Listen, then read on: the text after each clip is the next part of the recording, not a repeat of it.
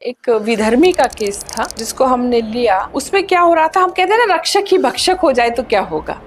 बिल्कुल ऐसी कंडीशन उस घर में थी। वो जो पूरा परिवार जिन पे बहुत विश्वास करके बैठा था कि भाई ये तो बहुत ही प्रसिद्ध है, तो उनका बड़ा उस परिवार पे आशीर्वाद था और परिवार पूरा उनके उसमें बहुत ही आस्था उनमें रख रहा था।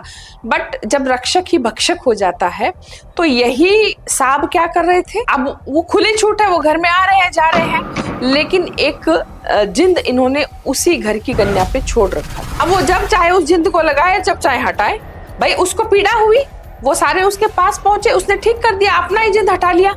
और अरे क्या महाराज है, ठीक कर दिया। फिर वापिस गए, फिर लगा दिया। ये गेम वो रोज करते, ऐसा भी होता है इस फील्ड में। हाँ, ये बहुत सुना है। तो जब आप किसी पे विश्वास कर रहे हो और आपका रक्षक ही भक्षक बन जाए तो फिर कौन बचाएगा आपको। और जब ये केस हमारे पास आया तो देखिए ये बहुत चैलेंजिंग केस था।